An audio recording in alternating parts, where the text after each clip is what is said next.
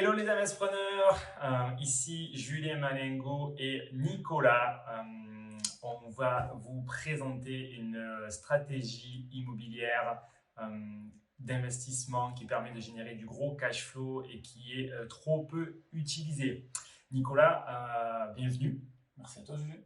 En fait, Nicolas, c'est un ami à la base qui a investi dans l'immobilier aux enchères. Ensuite, du coup, il s'est formé aux investissements immobiliers au travers du coup, ma formation et tu es passé à l'action. Donc, tu es déjà passé sur cette chaîne en fait, parce qu'on a déjà fait une vidéo d'investissement que tu as fait sur les investissements immobiliers qui te permet de générer du cash flow avec de la courte durée. Voilà, ouais. J'ai donc investi de par ta formation dans un appartement sur Marseille récemment. Là.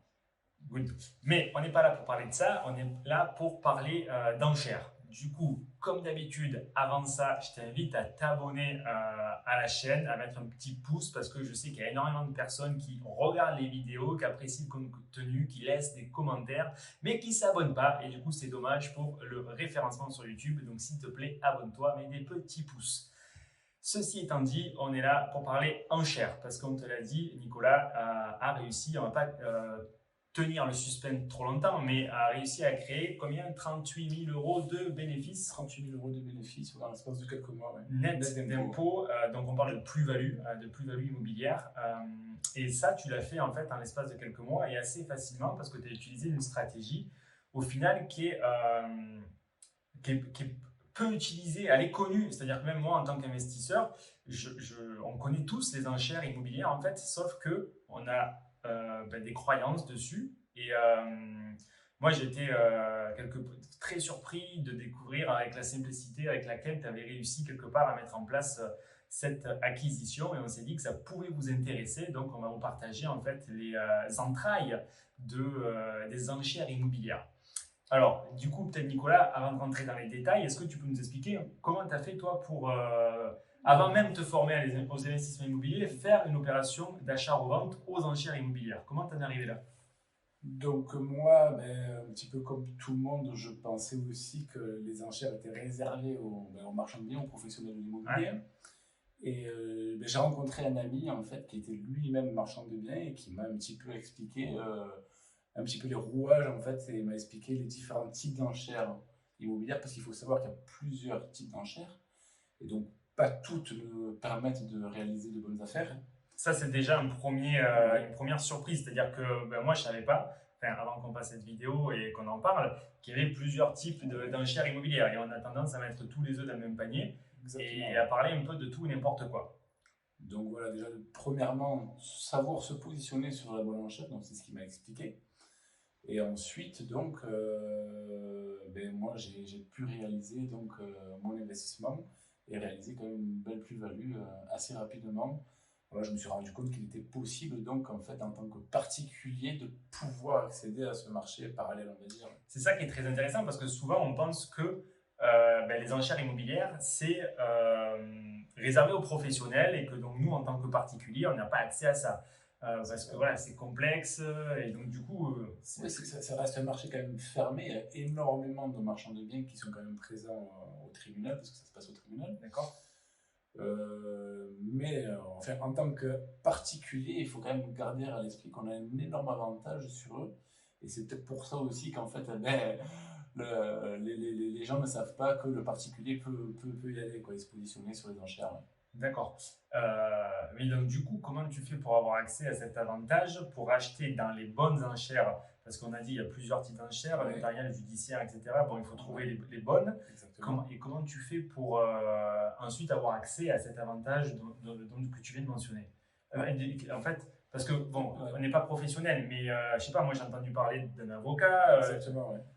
Comment tu comptes? En fait, les enchères judiciaires se déroulent au TJ, au tribunal de grande instance. Et pour pouvoir porter ces enchères, il est obligatoire de passer par un avocat. Donc, en tant que particulier, tu n'as pas le droit en fait de porter tes enchères. D'accord. Tu es obligé de, on va dire, déléguer un petit peu l'enchère à l'avocat. Ouais. D'accord. Donc, il y a un processus à mettre en place pour pouvoir trouver un avocat. Parce que dans le droit, il y a quand même pas mal d'avocats qui sont spécialisés en droit immobilier, mais pas tous sont, on va dire, compétents en enchères immobilières. Et ça reste quand même des ventes particulières dans lesquelles il faut quand même avoir de bonnes connaissances pour pas faire d'erreurs, pas commettre d'erreurs. Voilà. D'accord. Mais trouver un avocat pour un simple particulier, enfin, moi je sais parce que du coup on a eu affaire à un avocat pour voilà, en tant que séparation de situation personnelle, il faut faire appel à des avocats. Mais c'est compliqué quoi, ça coûte cher. Alors il y a une possibilité de ne pas avoir à payer en fait l'avocat lors de l'audience au tribunal. D'accord. Voilà. Donc, ensuite, par contre, il y a quand même des frais comme c'est un service, forcément, il y a un échange monétaire en échange du service qui nous attribue. D'accord, donc en fait, oui, l'avocat comme intermédiaire, comme pourrait agir le notaire, prend effectivement des frais, mais ce que tu dis, c'est que... C'est que le jour de l'audience au tribunal, certains avocats donc, te font payer leur présence. Ouais. Et certaines ne te le font pas payer. D'accord, donc après il faut trouver le bon avocat. Il faut arriver à trouver le bon avocat. Le bon avocat et bon, j'imagine. Arriver à trouver le bon avocat et le bon avocat qui ne te fait pas payer aussi. Ouais, exactement. Exactement. Donc le super bon avocat. En fait. Super bon avocat, mais donc du coup c'est compliqué ou ça se trouve facilement. Il y a des choses à connaître. Qu'est-ce que tu peux nous partager pour comment on peut trouver. En fait, parce que bon, si la différence se fait à l'avocat, qui permet du coup de ne pas investir. Ne pas investir pour rien surtout. Ouais. Ne pas investir pour rien, ne pas le rémunérer pour rien, parce qu'effectivement, qu'il soit rémunéré après, ouais, il faut trouver... Il y a toujours une part en fait d'incertitude quand on va se présenter aux enchères, on va savoir si on va obtenir le bien ou pas. Et il est certain que si on a payé l'avocat et au final on n'a pas le bien, ben, c'est toujours... c'est pas super. C'est clair, c'est dommage pour la trésorerie qui serait une perte sèche. Donc le but du jeu, c'est vraiment de trouver... Moi, j'ai eu la chance en fait de trouver un avocat par l'intermédiaire de mon ami en fait, et donc ne pas avoir eu à payer. D'accord, mais ça, c'est un avocat exceptionnel ou oui, tu as certains critères pour les trouver? J'ai certains critères pour les trouver. Mais après, ça se fait quand même au feeling, à la discussion, voir en posant certaines questions, voir si l'avocat s'y connaît ou pas. C'est un petit peu comme tout dans la vie.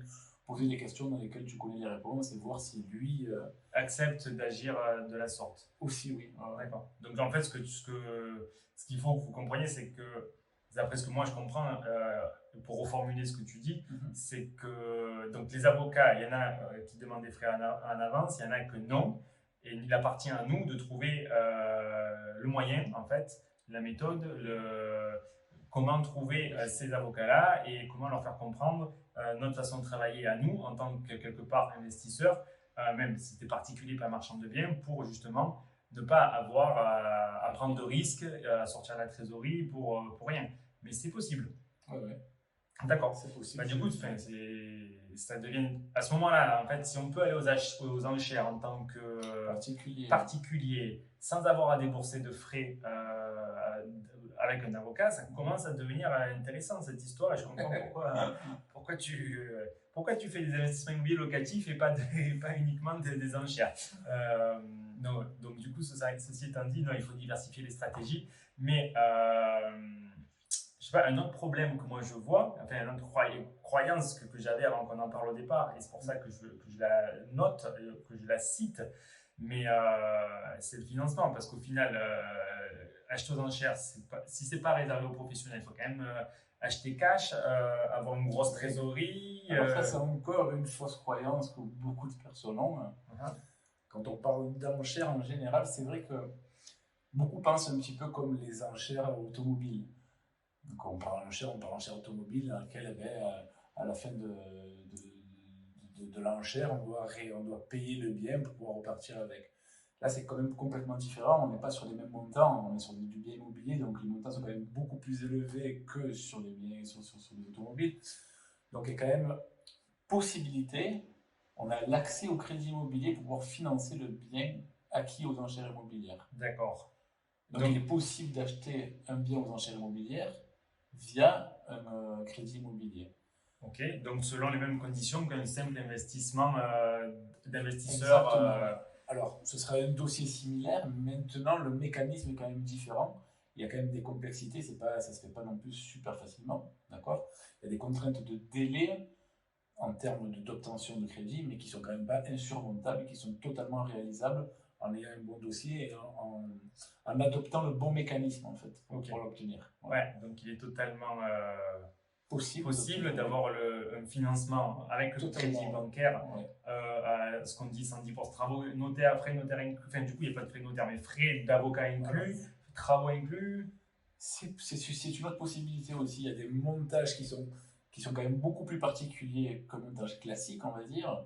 Mais oui, mais évidemment, c'est possible aussi d'arriver à se faire financer du moins les frais liés à la vente. Donc, ce qui est frais d'émolument, frais d'avocat, tous les frais liés à la vente aux enchères. Oui. Donc, de se faire financer un bien à 110%, comme il est un petit peu dit dans le milieu. Donc 110% frais notaire, mais même aller au-delà avec exactement.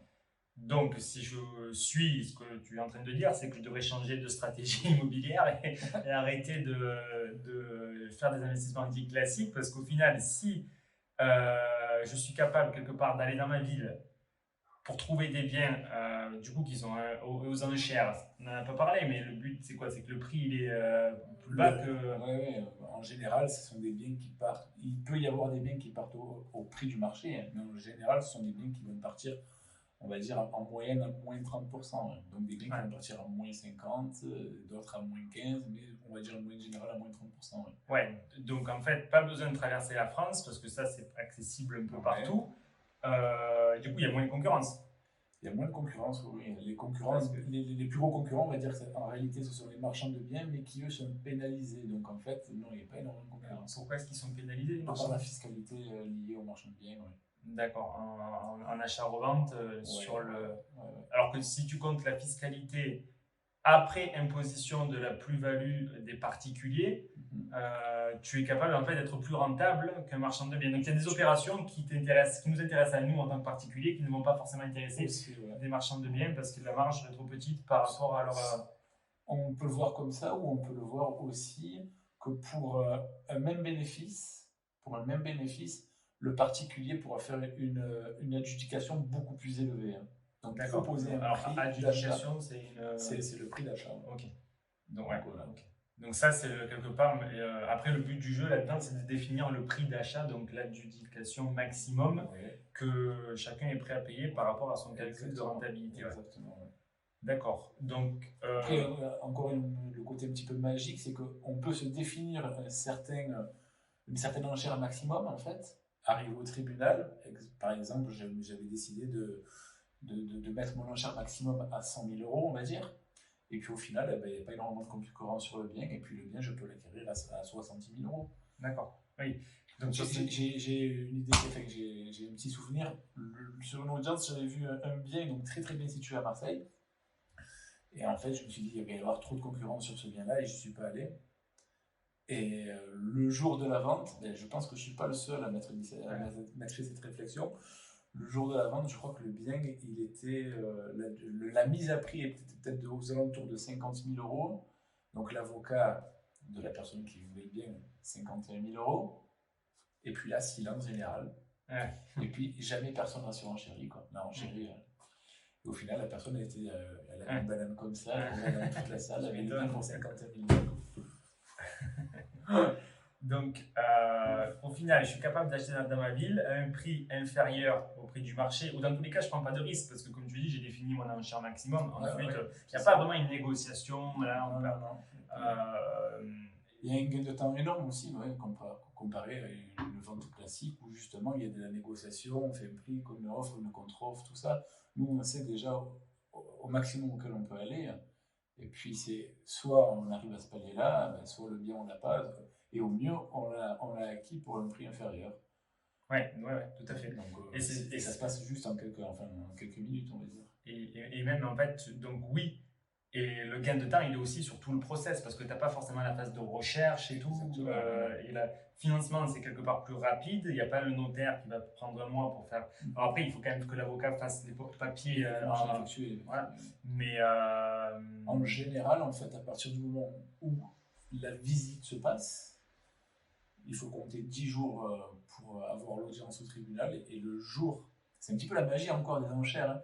Le jour même de l'audience au tribunal, à partir du moment où tu es adjudicataire, tu es considéré comme le propriétaire du bien. D'accord. Alors, Donc en fait, à partir du moment où tu visites, si l'audience se déroule 10 jours après, eh bien, au 10e jour, tu es propriétaire officiel du bien. Même si tu n'as pas encore payé. Même si tu n'as pas encore payé le bien. Ok. Donc après, il te reste le temps d'aller justement obtenir le financement en utilisant les bonnes méthodes que tu disais. Exactement. C'est ça. D'accord. Donc oui, c'est clair que c'est une stratégie, je pense, très intéressante. Alors moi, j'ai toujours dit qu'il fallait avoir plusieurs stratégies. Autant la résidence principale que l'achat-revente, que les investissements locatifs voilà, qui dégagent au moins 500 euros de cash flow, parce que sinon, on ne se retrouve pas forcément avec beaucoup en net. Voilà, des immeubles, de la division, faire un peu de coloc, un peu de courte durée, mixer les plaisirs et du coup surtout diversifier les risques. Mais là, typiquement, c'est une nouvelle stratégie que, ben, typiquement, est très intéressante. Parce en fait, au lieu que ça soit toi qui ailles vers les biens, ouais, c'est les biens qui viennent à toi. Et après, voilà, donc après, je pense que c'est quand même pas miraculeux parce qu'il y a des marchands de biens, une compétition.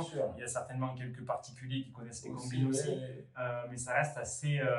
Ça reste très intéressant. Très intéressant et surtout moins compétitif que la chasse d'un immeuble ou la chasse d'un appartement très rentable pour aller chercher un maximum de cash flow. Parce que là, de facto, si la mensualité est plus basse, pour l'achat, ben, on est capable de générer de la belle plus-value, voire du beau cash flow. Exactement.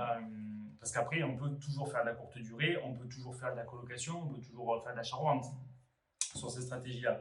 Donc, c'est une stratégie qui est vraiment à réfléchir. Est-ce que tu vois d'autres avantages Est-ce que tu peux nous partager d'autres éléments qu'on n'a pas encore mentionné, qu'on n'a pas cités et qui sont... C'est un marché sur lequel, en fait, ça te permet de te positionner aussi sur des biens dans des villes qui restent intouchables. Ouais. Il y a des villes où le prix au mètre carré est tellement cher, en fait, la rentabilité n'est pas possible. Alors ça ne va pas être miraculeux non plus, mais maintenant, ça te permet quand même de te positionner sur des biens dans des villes où le prix est quand même très élevé. Ouais. Et alors, une chose qu'on n'a pas parlé, mais qui m'amène à des questions, c'est comment est-ce que les biens se retrouvent au final à être aux enchères? Alors, c'est un petit peu, on va pas dire le côté négatif, mais c'est vrai que c'est souvent des personnes qui n'ont pas payé, en fait, ceux à leur crédit, qui n'ont pas payé peut-être les charges de copropriété, qui ont eu un petit peu des coups durs dans la vie. D'accord. Donc, du coup, après, la banque met le mise de caution, tout ça, ouais. Donc, sur les assurances et sur les hypothèques qu'on connaît, et au final, ça revient en vente directement. Et pour que le crédit soit remboursé rapidement, c'est mis à un prix inférieur au marché. Il y a tout un processus qui est quand même long avant que le bien soit mis en vente. Hein. Oui, j'imagine que surtout, là, la difficulté, la longueur du process, elle est avant la mise en vente. Et ensuite, ça peut aller très vite pour minimiser le temps. Écoute, moi, je trouve ça très intéressant. Très intéressant. Je pense que ça vaut le coup qu'on parle encore plus de ce sujet-là. Du coup, on s'est dit avec Nicolas qu'on allait prendre plus de temps qu'un petit quart d'heure en vidéo sur YouTube pour faire une conférence vraiment dédiée au sujet des enchères immobilières. On vous a préparé du coup, on va vous préparer au moment où la vidéo sera en ligne. On vous mettra un lien du coup, pour vous inscrire à une conférence du coup, qu'on va animer où tu nous expliqueras un petit peu plus toi, les résultats que tu as eu par rapport à ton achat-revente qui a généré 38 000 euros de bénéfices nets. Donc à Marseille, c'est quand même assez significatif. Et on doit rentrer en interaction aussi. Bien sûr, répondre aux questions et essayer d'apporter encore plus de détails sur ce qu'il faut faire, ce qu'il ne faut pas faire, non seulement les avantages et les inconvénients, mais aussi concrètement comment rentrer un peu plus dans les détails et essayer de vous expliquer cette stratégie qui est vraiment, je pense, intéressante et à intégrer à votre stratégie d'investisseur rentable qui permet vraiment, dans le but toujours le même, de se dégager plus de temps, plus d'argent et d'être plus libre financièrement, la stratégie des enchères. Si on peut la mettre à notre palette d'outils, je pense qu'il faut absolument prendre le temps nécessaire pour la découvrir et rien de mieux qu'une personne qui l'a déjà fait pour comprendre comment faire de même. Voilà. Est-ce que tu veux rajouter quelque chose ? Non, je pense que c'est une stratégie en plus qui permet de se créer un patrimoine quand même beaucoup plus rapidement que les méthodes classiques aussi, quoi. Bah, disons que oui, l'achat-revente, c'est sûr, c'est plus significatif. Voilà, après, de toute façon, il faut voir si ça marche. Il est possible Cash de flow, achat-revente. multiplier les achats en fait plus Ouais. rapidement que les. Bah, c'est sûr que si ça fait 2 mois pour 2 ou 3 mois pour avoir fait l'opération en totalité, on n'est pas sur les mêmes délais de recherche, de projet, d'objectifs, de mise en location, de financement que des stratégies traditionnelles. Donc, on vous mettra le lien en description de la vidéo. N'hésitez pas à vous abonner, n'hésitez pas à laisser des commentaires sous cette vidéo si vous avez des questions au sujet de cette interview, au sujet de la conférence qui aura lieu. Alors, le temps qu'on s'organise, on ne sait pas encore quand exactement, mais mettez vos commentaires, dites-nous ce que vous en pensez, abonnez-vous à la chaîne, inscrivez-vous à la conférence et on vous retrouve bientôt. Investissez, avancez et libérez vos finances, votre temps pour profiter de la vie. Bye bye les amis. Salut. Ciao, ciao.